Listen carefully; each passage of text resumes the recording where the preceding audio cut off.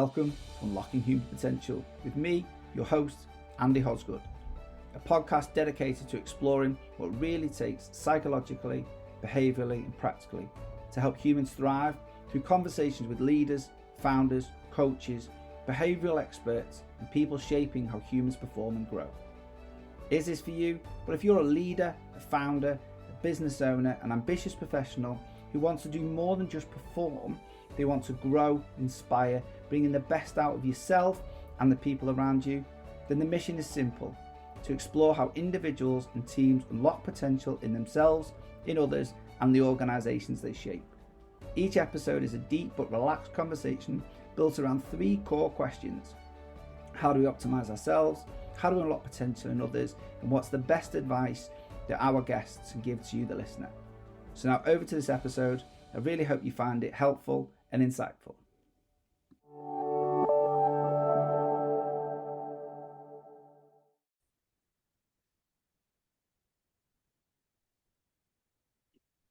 So Joe, welcome to the podcast. Thank you for joining me today. No, thank you. Absolute pleasure. I'm looking forward to this conversation and really am. So Joe, just for the listeners in the audience, do you want to just share a little bit about who you are and what you do? Yeah, of course. So I am the founder and mental performance coach of my own business called Frontal Performance, and currently now working with Wigan Warriors. Those who don't know, a rugby league team based in the Northwest, as their mental performance coach. So a lot of my time is spent around there, around academia, and also working with people in business as well. So something I really love, and yeah, super happy to get into this and see where it can go. Yeah, and you know, when I was putting the list together, who I'd like to be on it, you were certainly in that from some of the conversations that we've had. So one of the questions I always ask our guests before we delve into kind of the unlocking human performance, and again, it sits from my level of curious and just something that you're curious about right now. What's going on in your world that you're curious about? Yeah, it's a great question. I think when we look into the world of like high performance, it might portray a picture of quite straight, direct, you know where you want to go. Um, Something that's really taken my interest is adaptability. How can we Okay. adapt as high performers, coaches, uh, people who are, senior levels within business? It's very easy to get stuck in certain ways, play to your strengths, but which aspects of high performance are we missing, by not being able to adapt effectively? So I think that's where my current interests are. Okay, brilliant. Is there an example for those people that kind of uh, are kind of understanding a little bit what you mean, but can you give an example just to add some clarity to it? Yeah, of course. So I think, a great example working within sport, working with the captain of a rugby team. His strengths very, very direct, very knows where he wants to go, quite authoritative, if you will, in his leadership style. Um, so I guess the question there was, what's the trade-off of being that way? Yeah. And with that, there was a bit of a people cost there. People Okay. weren't following maybe as well or as effectively as they could be. He wasn't leading as effectively as he could be. So we looked at how could he adapt his way of being, how his leadership changes to be more empathetic and more people-centered in his approach to get more people on board. Um, Something that this particular person never really thought of doing. Uh, so I think that explains the adaptability Yeah, aspect a little bit well. it does, and I think, for me also, I think what's quite nice about what you've just highlighted there, sometimes it's why, both of us are in a coaching space, and I think one of the things is sometimes we do need that external support, don't we? Just to, hold the mirror up in a different way or shine a torch beam to a different part of the room. And I think it's really powerful, and then supporting them on that journey, of change as well, isn't it? Which we probably won't delve into now, but again, it's one of those big kind of things. So, Joe, I know I've sent this over to you, but just so you're aware that, this podcast broken into kind of three categories. Firstly, it's about, I'd like to explore yourself and what you do and what things that you might do to get the best out of you, how to make a high performer. One of the things, especially from 20 odd years as a healthcare professional and then spending time in the corporate kind of leadership entrepreneurial world now as a coach. um Almost the higher you get in your career, the lonelier it gets. you know you can be the best employee, you open your business, you get into a leadership position, all of a sudden the world does change for you. So what would be really interesting if we could explore that first, and then we'll go and explore how we unlock potential in others, and then we're going to kind of wrap up with any advice you can give to the listeners, that some real life applicational stuff. Is that all right? Yeah, fantastic. Yeah. So share what you want to share, Joe. But it'll be really interesting to understand, from your perspective, what kind of things that you do to find the best in you. Yeah, it's a great question. Something that's been developed over time. Struggled with, hence kind of exploring coaching with a different coach beforehand, and then kind of going to the space myself. My kind of three different areas that I prioritize is planning, reflection, support. Um, so if we look at, the first one, planning, it's when it's like day to day, week to week, year to year, what does success look like for me in this day, month, year? Um, for me, that gives me like real clarity of where I'm going, what I'd like to achieve, and breaking those down into, different sections or steps to take, to hopefully get me where I'd like to be. And I think, we then look at reflection. We mentioned that things change all the time. Everything's great in theory until it comes into practice. You think, why did that not work out how it was meant to? I say meant to, inverted commas there.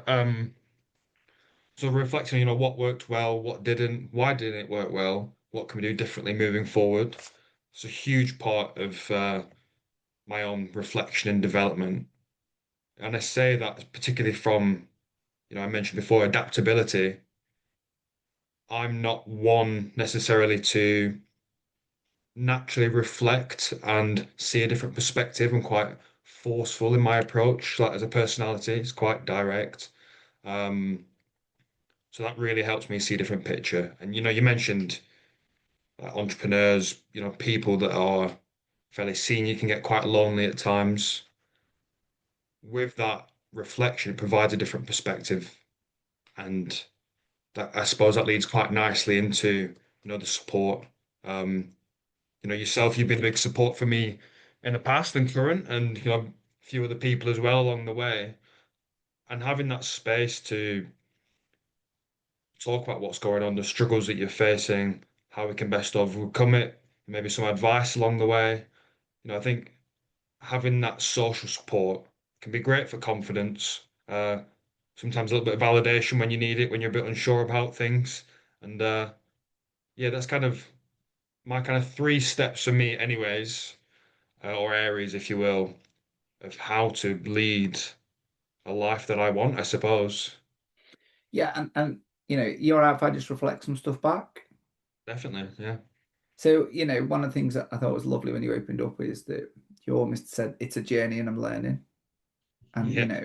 and I guess, so if I could kind of just probe in a curiosity question, I like what it sounds, or what I'm hearing anyway, is that you've created this routine from you. You've recognized what you're less good at, should we say? And you said around reflection, I'm less good at this. I'm really good at drive, and I'm really good at kind of doing that, but actually the reflecting piece I'm less good at. Mm. So I'm just curious, how did you get from where you were to where you are now, where you finding a kind of a helpful strategy? I think it starts for me personally, and they're going to speak my personal Yeah. perspective. Um, it's that kind of perspective of really struggling with something and then having that reflective piece, or I guess maybe the awareness to think maybe something needs changing right now. I'm not happy with where I am. Home life's being affected. My career's not progressing the way I'd like it to. Um, that kind of awareness of maybe this isn't how I'd like it to be drives that change to, I say, take control, or a better word, probably manage life a little bit Yeah. better than how it is. And it's interesting, isn't it? Because you use the word awareness, Yeah. and it is that, isn't it? And I guess, I guess that in curiosity, how we become aware of things, Mm. so just I've got my kind of personal thing, which I'm happy to share if you want, but I'm just curious, how do you, one again, how do you articulate awareness for people that may be, is it a behavior? Is it a feeling? You know, is it an action or a non-action? I guess I'm just curious of where that sits for you. Yeah.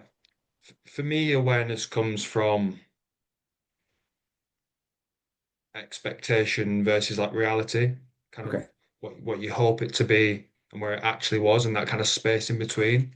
Um, if, for example, the expectation is for everything to run smoothly and to happen in this order, if it doesn't, it's like, okay, well,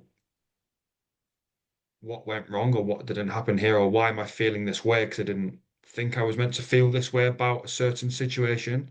Yeah. And then, I think the big thing for me actually is my girlfriend at home. She's probably the most honest person I've ever met, Okay. for better or for worse. Yeah.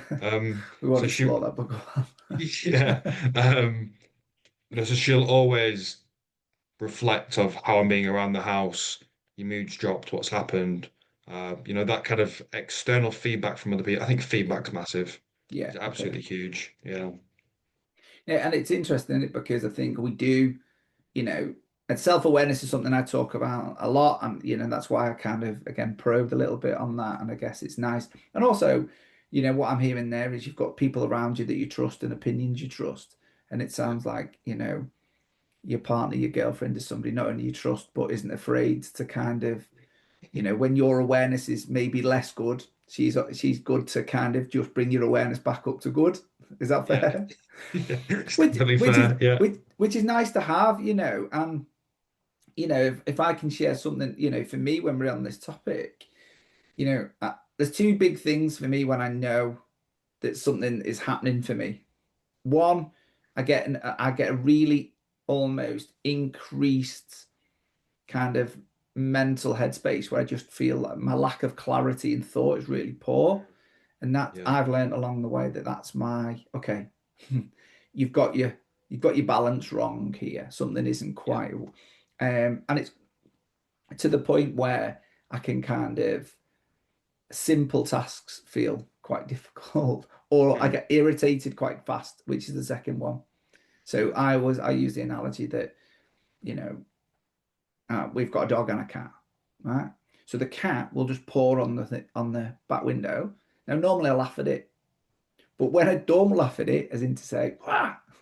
I know that's also a trigger for me to go, okay, what's Yeah. going on in my world where my balance is a little bit good?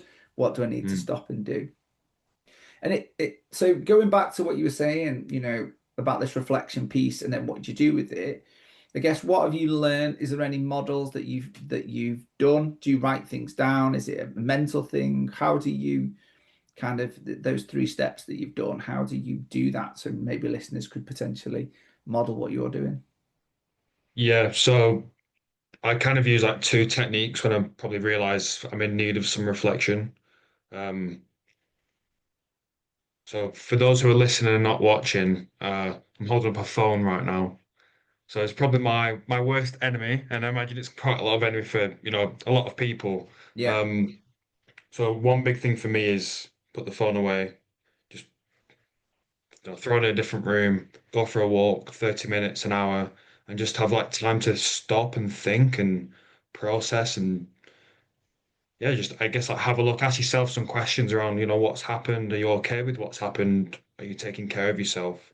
You know, those types of reflections away from any kind of, I guess, like external stimulation. I mean, won't go into all the the positives of nature and exercise and all those things that can really help with mental clarity for a start. Um, but then I suppose like the other technique is like journaling. So I suppose I have Okay. two techniques for journaling. One is very much like a fluid process. It's set a timer for however long, or maybe sometimes not at all. I just call it like a mind dump. So you just Yeah. just write whatever's on your mind, then all of a sudden like you kind of read it back, and it's like, oh, that's come out of there, but I didn't know why that's come out of there, or I didn't know that's what I was thinking, or some kind of reflection of what's being said. Just an absolute verbal vomit on a page, to really help. And then my other technique for journaling is, it's the classic what went well, even better if you're just Okay. looking at a certain situation, reflecting, and then it's usually followed by like a what's next. So, Okay. what am I going to take forward from this process? So I'm not just going round in circles of the same situation each time. I think that's a really nice adjunct, point to make, isn't it? I think Mm, there's one point of writing stuff down, but yeah, I always use so what? yeah. What are you now going to do with this? And I think that's a really nice thing. My last kind of curiosity question on this, because I'm really, really interested, because I think this is going to be really, really helpful, is how disciplined are you at kind of doing that on a consistent basis? Is that something that you might plan in a week, in a month to do, or is it quite sporadic of when you get to a point where you feel like you need to do it? Yeah, a great question. And I think it's really important to be honest. We can talk about all these models and I could say I do it every week. Um, but I tend to do it more sporadic. Whether that's helpful or not, Yeah, I'm not sure. yeah. But it tends to be when that awareness comes of I probably need to do something about it, that's when I might do it. Um, maybe in an ideal world when life doesn't get in the way and other things happen. It probably is something I would like to do every month, every week, whatever it looks like. It's different for everybody, right? So it's some people's a fine week to week, and at the end of the month it hits them. So it's finding what works for you. And at the minute, doing it when I need to seems to be fairly effective. And ultimately that is all that matters, isn't it? That I if think you so. if you find something that works for you, that's effective and takes you to, I think that's important. And I guess I kind of asked the question out of, because I think there is, from my experience anyway, high performers and people that want to drive forward, they put an awful lot of pressure on themselves, don't they, to be perfect or excellent in Yeah. everything they do. And, often, you said it there, that life does get in the way and stuff does come up. So I think sometimes it's going back to your curiosity word, being adaptable, that you might choose to do it every month or once every month or every week, or Mm, something may come up. So actually being comfortable with what you're doing, and again, it's find out what works for you. absolutely. I think it's so easy to listen to self-help gurus and tell you this is the perfect result and process to get where you want to be if you reflect on every day and set goals and do this and that. It's like, mm, what about life? Where does life come into this? And how do we accept and adapt to what's being thrown at us in that moment, right? 100%. And just, my last kind of point on this, but then we'll kind of move into teams, is that, I journaling's great. I mean, I don't do it, and what's interesting is, but I know that it's science behind it, and I know lots of people do it success. I I tried to force something into a habit, and I bought Yeah, a gratitude journal, yeah. right? So I, the evidence is really strong. Everyone talks about it, like you say, oh, let's do it. It's going to be good for you, right? It was a chore. I lasted, I don't know, 10 days. And actually, it put more guilt and pressure on me, because I'd get in bed, I'd look at it and go, oh, God, I've got to turn the light on and do it. Then actually, just when I'm taking this out of my room, it's not helpful. Yeah, And actually, for me, I use the time on my dog walks, which I have to do nice. twice a day, every day, Yeah. wind, rain, and shine. And I use that time. And I find that's my way of just being consistent and writing it down and having conversations Mm, with myself. So that was really, really cool. And I appreciate you sharing some of that stuff no with problem. the listeners. Anything else you want to add about maybe yourself, anything else, that you do before we move on to kind of how we unlock potential in others? Yeah, so I think probably just like one small point there, and you know, the world of high performance, people always talk about like the one percenters. So as if you to put that into a phrase, it's what can you do that other people aren't doing? Nice. Um, if that makes sense. Mm, So I think for me, it was realizing those in my field and what they were doing. I'm thinking, well, how can I get the edge on them? Business, sport, such a competitive market.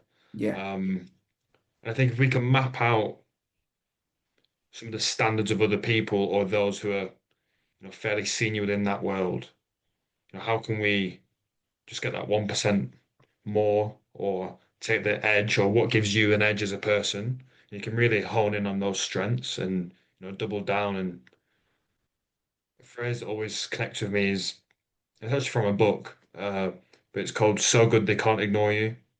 Okay.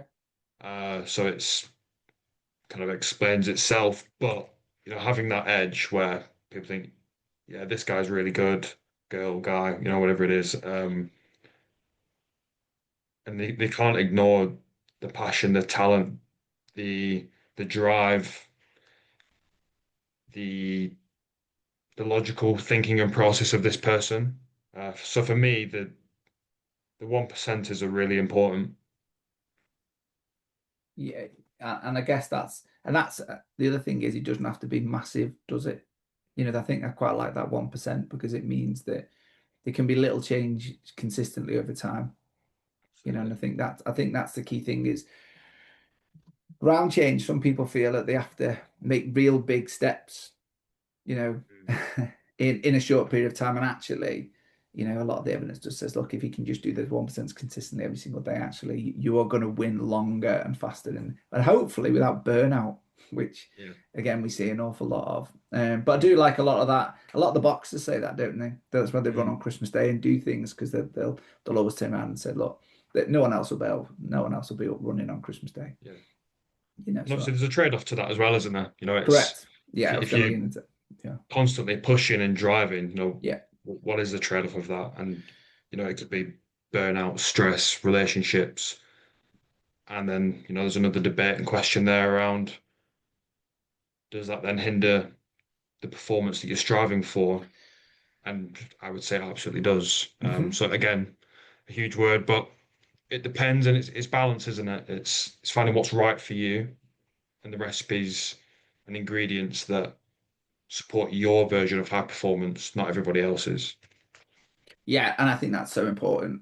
I think that is so important to realize it's your version, isn't it? And again, going back to the kind of, you as well balance, and again, I would come back to that self-awareness piece as well. Yeah, It's all right to push, push, push, but at what point do you realize you need to, what is the kind of that analogy all the time in a car? I don't know about you, but I use it a lot. We get in a car and it'll tell us how many miles we've got left before we need to fill up our tank. As humans, we don't really have that. So it's just what indicators are you using to mm, allow you to do that? With all the metrics now, I know if I'm out balanced, I know my sleep is bad. yeah, I track that so I can tell, actually my watch tells me off or my sleep app tells me off and what you're doing in your life because something's not right. And then when you look back, I'm also aware of behavior. So I think it's a really important thing to say, everyone listening is on an individual journey. yeah, And that's the whole point of sharing these kind of conversations and these stories is to realize that, one of the things is you're on your own and actually, it is your own journey and finding what works for you sometimes can also yeah. be a bit trial and error, kind of, which Definitely. not everyone wants to hear, but actually it is, isn't it? I think Going back, so. going back to my gratitude journal. I tried it. Nah, it just doesn't, it's not for me, but I find Yeah. different ways to do it. So Joe, what I'm really curious about now, so, you know, if we look at a lot of the stories and especially the people I work with, Mm. they can be really good, especially high performers. They're good at and obviously are good because they've achieved something.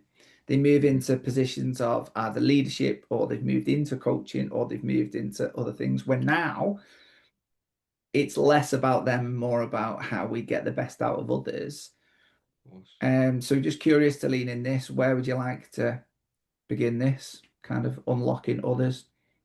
Oh, So I think the word that popped out to me straight away, when you were talking about that is like vulnerability and authenticity. nice.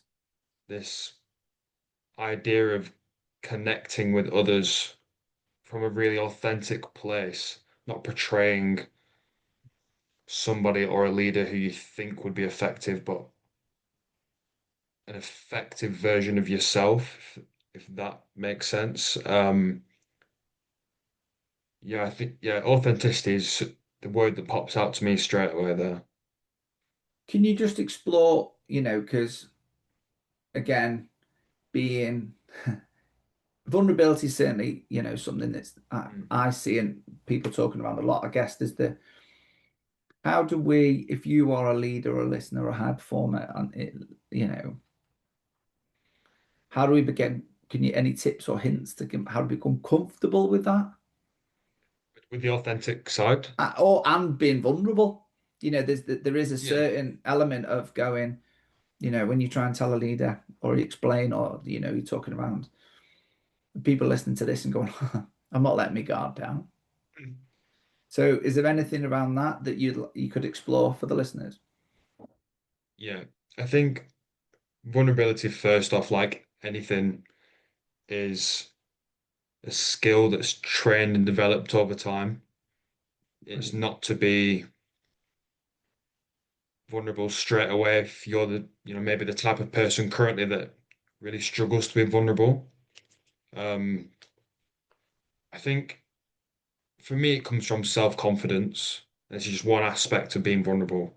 Um, and I suppose leads into that authenticity side again. But if you are comfortable in yourself as a leader, as a person, as someone talking to others, you're okay with making mistakes. If vulnerability is all about, I can't be found out, I can't be making mistakes, I mean, one, I don't think you're probably going to be as effective because we have to make mistakes to learn.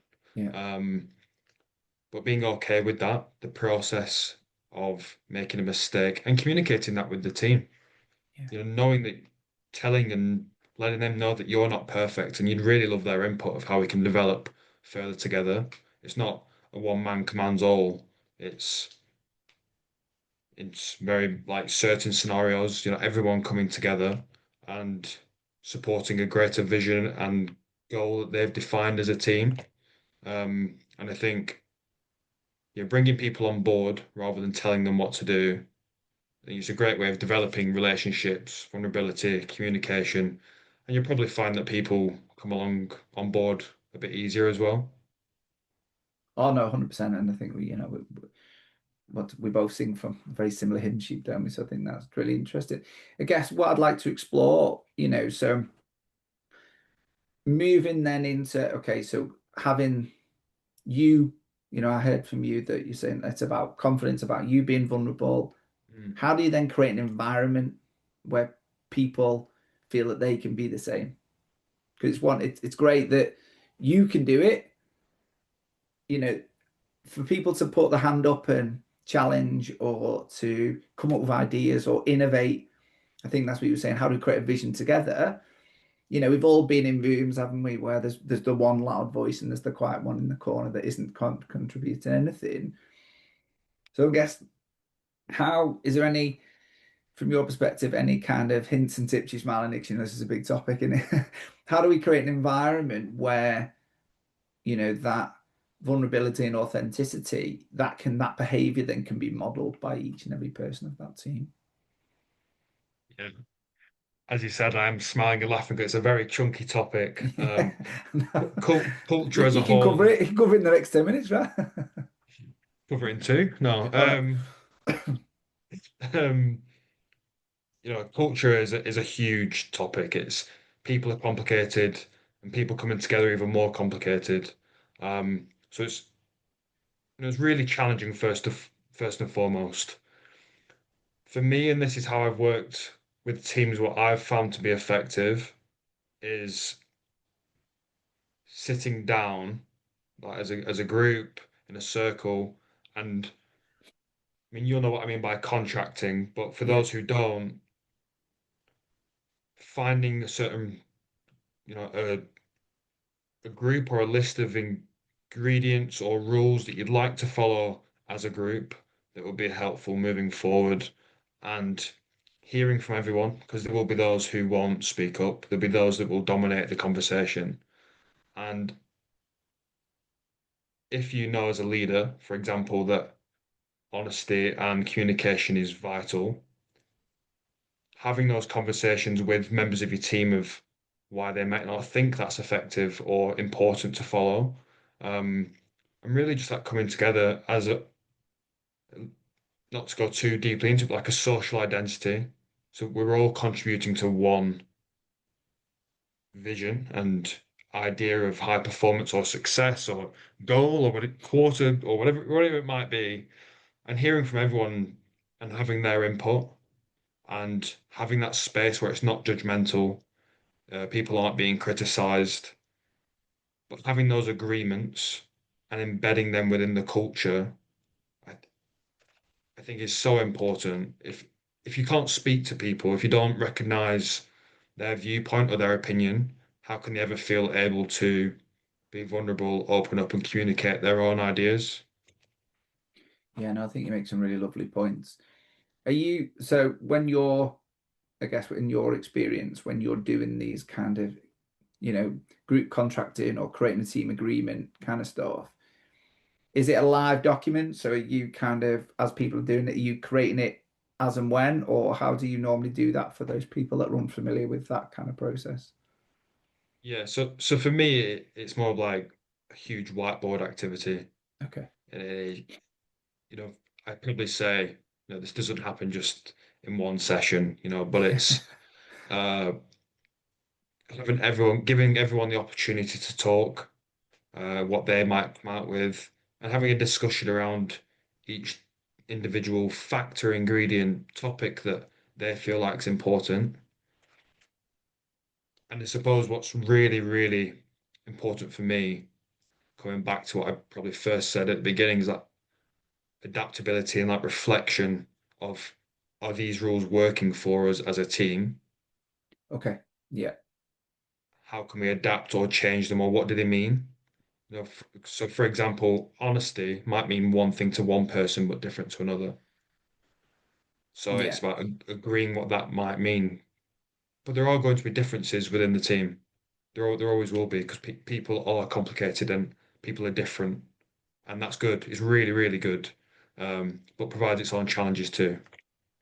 Yeah. And I was gonna, I guess, curious there was so just reflecting back and just trying to kind of pick out some of the gold from that. So what we're saying is that actually, firstly, if you're working in teams, you create like a live doc, you use a whiteboard, and then from that you're kind of discussing, what does each person need from each other to be able to create this environment where we're comfortable to do.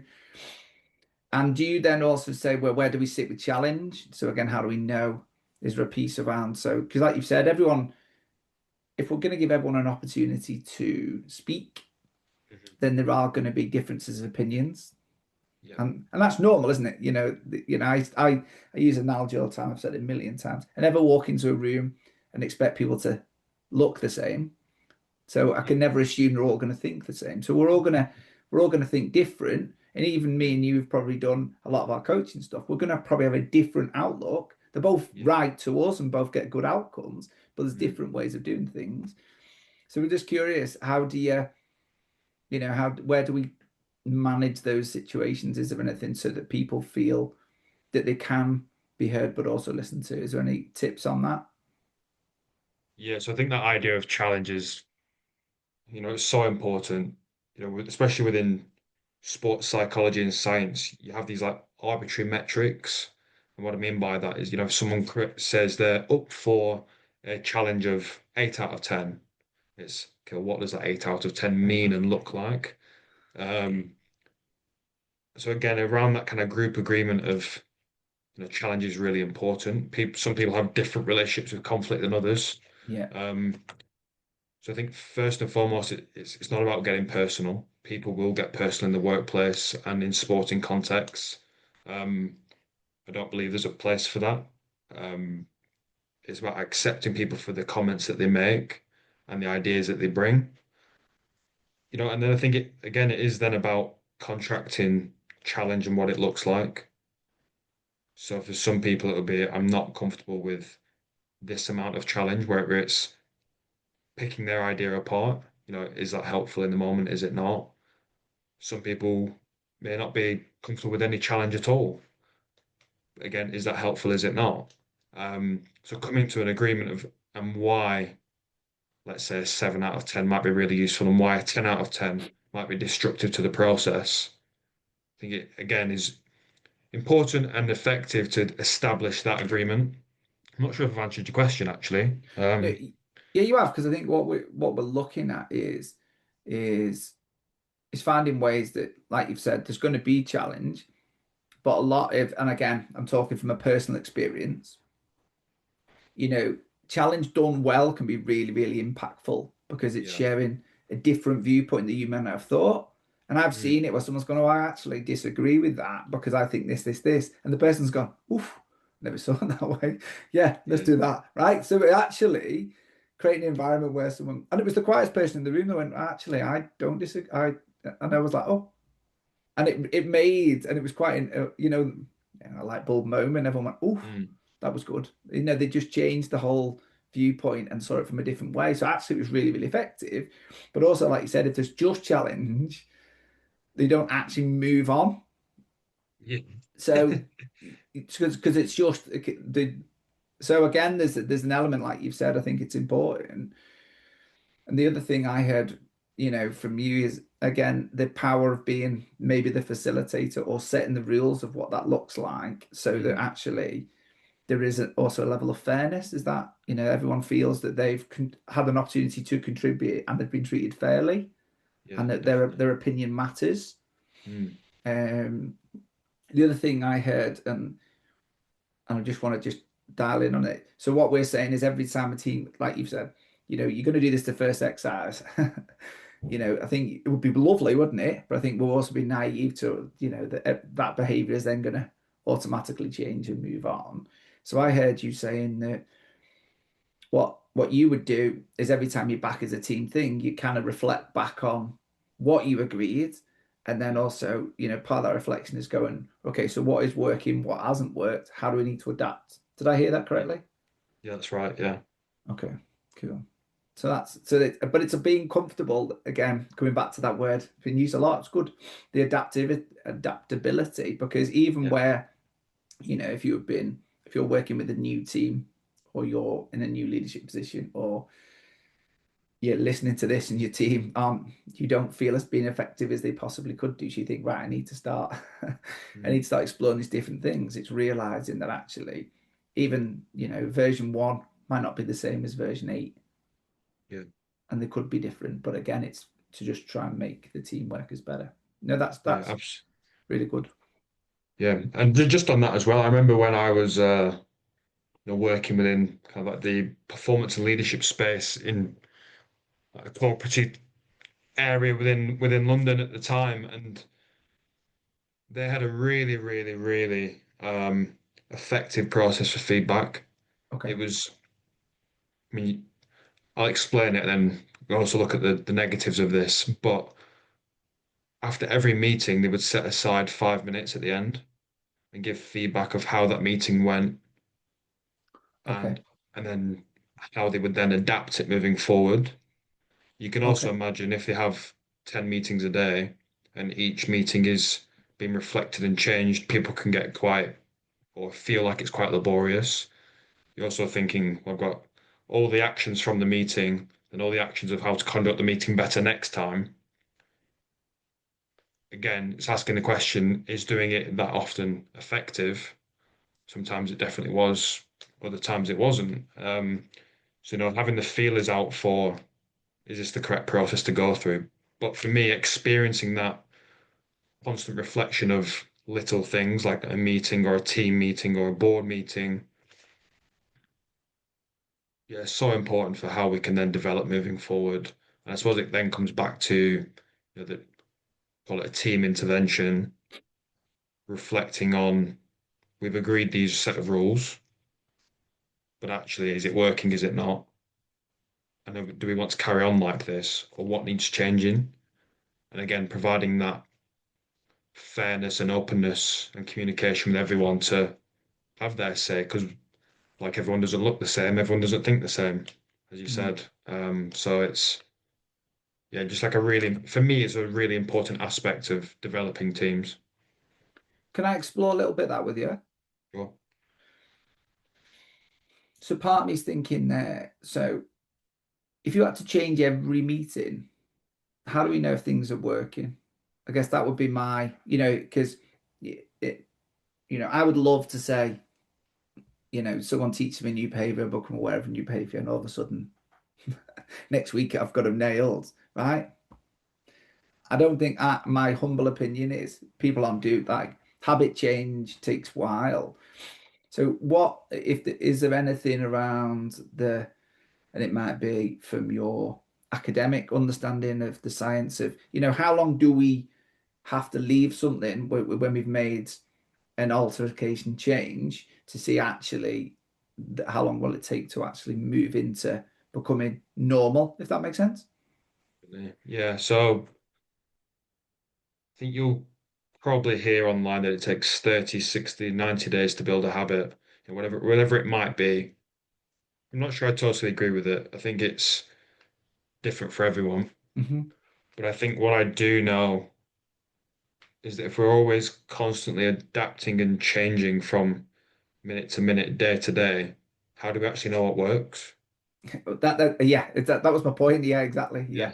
Yeah, yeah, So if it's this needs changing, that needs changing, it's like based on what evidence? yeah, Because we haven't actually seen what ingredient, if you will, yeah, and what does it produce? And are we happy with that or are we not? yeah. So it's totally dependent on context. And I know that's a really rubbish answer. But No, but it's a real one, and that's the reality, yeah, isn't it? I think so. If it's personal life, you might realize that, let's say you want to cut a bit of weight. Um, think, okay, I'm going to eat this amount, I'm going to move this amount, and this is how much I've lost in that time. I think, oh, well, that's quite effective, or I've not lost anything, so I'm going to change and adapt to that. So it's what time frame do you want to give yourself to see results to then change your approach? For people, it might be 3 months. For other people, it might be a month. So it's again really a rubbish answer, but it just depends. People it changes for everything. No, I think it's a really important answer because I think, Yeah. I think one of the for some people, again, I'm going to use your word again, that adaptability of change, people are very good at. Others in a team will be less good at.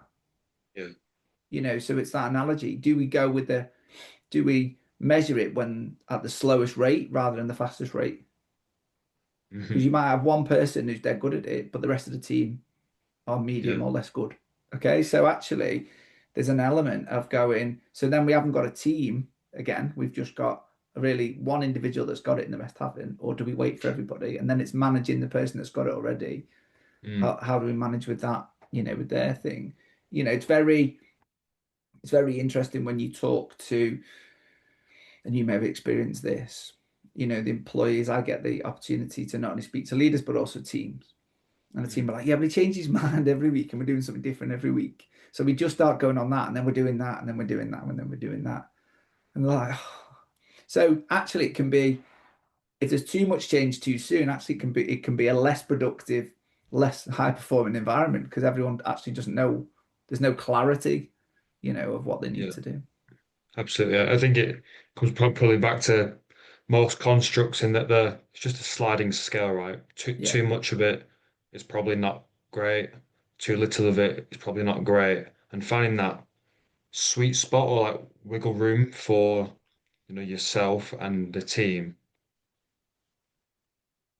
not only obviously be really understood in the moment with those specific contexts and teams, and finding what does work better? Do we need to ramp up this particular area that we're looking at, or do we need to dial it back down? And again, it is that reflection and measuring against progress and goals that you've set of where you'd like to be. No, I think that's really nice. And I think that's it, isn't it? It's just almost, are we suggesting that we agree a metric for what, what is it that, how do we know what this is going to look like when it is working well? Yeah, I think uh, you'll know this, but I'm huge on defining what success is for yourself, teams, other people. Um, Clarity and direction is so important. And if you're stepping closer to this end goal, if you will, whatever that may look like, again, another complicated subject. Um, but yeah, if it is that, I've totally lost my words. No, so we just, one of the things it was like, how do we know when it's, how do we know when we've got where we need to be? So again, it's almost agreeing of what is as a Yeah, team, what is the measure of success, and then because we'll know then if it's what we're doing is working, and if it's not, then we have to then reflect back, see what isn't working, and how do we change? I think, absolutely. Yeah. So it's defining that success or what high performance looks like for a team and striving towards that, and having that reflection on it again. I think adaptability reflection keeps coming up in this yeah, conversation. yeah, it's good. Um, but I think probably it is the only way that I know of to realize, how far are you getting along where you need to be, and Yeah. is it good? What's working well? What isn't? Yeah, No, I think there's a lot of gold in there. I guess the last question for me on this kind of topic is we've said it a lot that, you know, people are all different. And that's good because it makes us all unique and people get to see. But also, it can be quite challenging at times.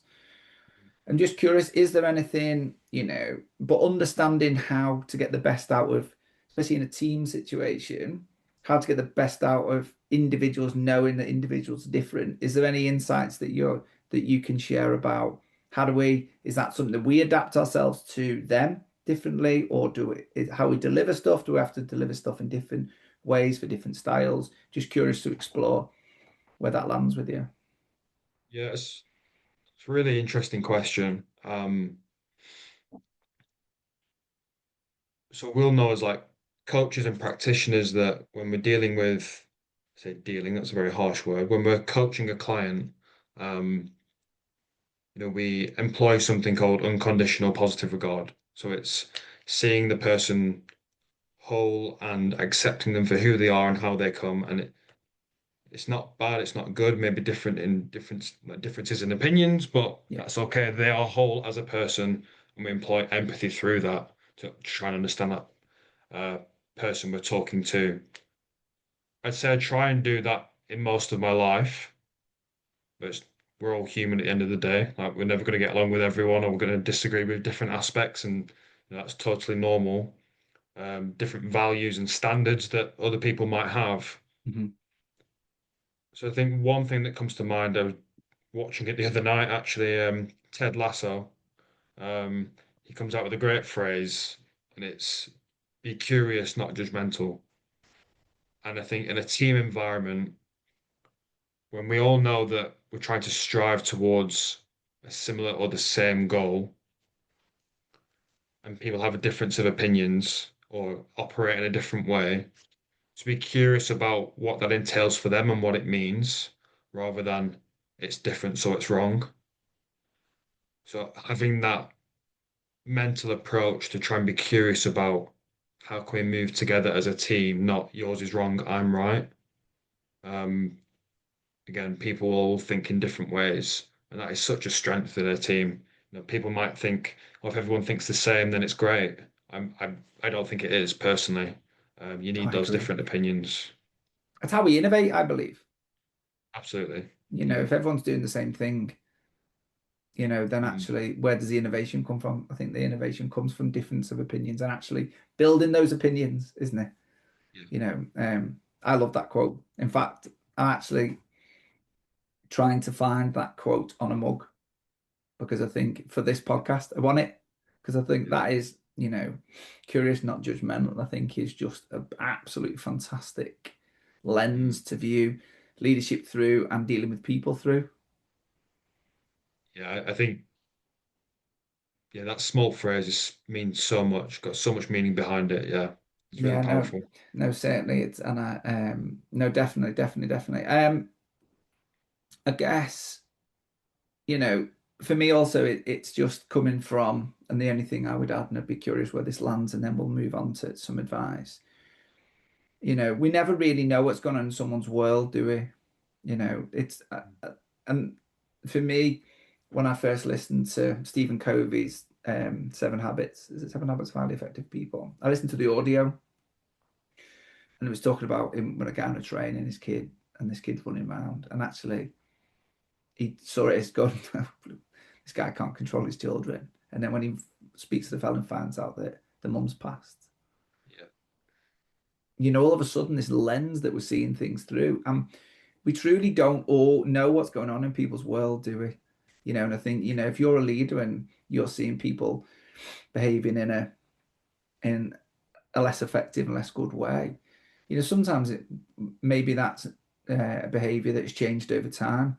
Maybe sometimes it's about, leaning into curiosity, isn't it? To say, okay, I'm just curious what is going on in their world that means they are doing this, or we've had this conversation 4 or 5 times. Mm. Why isn't things changing? Again, I think that leaning into curiosity certainly, for me anyway, been really, really beneficial in my life. Yeah, it's like quite a few things were popping up for me as you were saying that. I hear a lot of the times in like a place of work that leave your personal life at home when you come to work. I just think well, you can't leave your left arm at home, can you, when you come to work? It's like you're still you, you're still a Yeah, person. yeah, Um, and you bring different parts of you to work. Like I get it, but the core of you and yourself, especially if you're suffering a bereavement or anything of the sort at home, how I can't see, unless you're Superman, how we can bring a totally work version of ourselves to the workplace. So yeah, the empathy of a leader, especially in those scenarios, is so important. And I think, another point of view and that stuck with me, especially, when you're on the motorway, car cuts in front of you, and you're like, oh, what are they doing? And you get really angry. You think, I'm going to overtake them. You start overtaking them, and you realize, it's a little old lady in a car. You think, oh God, I feel so awful now. yeah, So as soon as you see it from a different perspective, a different angle, the story changes. yeah, And definitely. I think it is that the clarity, the empathy, the understanding of human beings, yeah, so important for performance, leadership, and just relationships in general. No, I think, and for me, that's, this is this whole unlocking human potential piece is about that, isn't it? It's the human part first, isn't it? I lean into the human part, but I'm actually, before I even want to know what role they are, Yeah. that's the bit. So I think that's really, really important. Is there anything that you would, before we move on to kind of closing this up? I mean, I think we could talk forever, the pair of us. I think there's definitely a part two, hopefully soon. Um, is there anything around maybe kind of any more stories or anything that you think would be helpful for listeners around those kind of, we've kind of touched on team agreements, we've kind of touched on contracting and making contract and being as a leader, being comfortable, being vulnerable, creating environments where people can be vulnerable, but then also seeing it through the lens of curiosity, not judgmental. Is there anything else that you feel that you'd like to share on this? Yeah, and I think maybe not necessarily in line with how people may view high performance. And I think you can take probably this into everyday life, but just being kind. Yeah. Like people are just people, and nobody's perfect, as much as they may say they are. And just understanding this probably comes from a bit more existential standpoint, but one day this will all be over. And what really matters, in my view, anyways, is the relationships you build and how you carry yourself as a person throughout that. And businesses will close, sports teams will fold, but what standards and approaches have you brought throughout that process to be kind and just treating people like the human and not getting too blinded by this is success and the metric we need to hit. Yeah, I really Yeah. like that. I'm going to completely butcher this saying, but it's something like, what's important is not what you say, but how you make other people feel, Mm, yeah. and I think that is it. If people feel good about themselves, feel comfortable, feel that they're in an environment, then they are going to do well. And as a leader or a coach, that is your responsibility to do that, isn't it? Definitely. Be kind. I like that. So, Joe, wrap it up. I guess what'd be good if you could. So these are kind of quick fiery. Is that all right? Yeah. So just Yeah. curious, what three practical things could people try today? And that might be from the lens of how to get themselves in a better state and manage themselves better, or then how then they could take that and then kind of get better or better outcomes or better support or whatever through their teams, unlock potential better for them. Considering these are quick fire questions, I won't spend too long on them. But Oh no, they just you can spend as long as you want. The good. This is the advice bit. It's just I think setting goals, having a clear direction of where you want to go, a purpose, um, taking time for you. We talked about human first, whether it's a walk without your phone, whether it's journaling, again, adapting to whatever's works best for you and figuring that out. And then three, relationships. So, from what we just mentioned there, I think, being kind and building those relationships for effective leadership and performance, but also having those relationships around you, your support circle to provide reflection, feedback, development. no, lovely. Is there one principle that you wished every leader understood?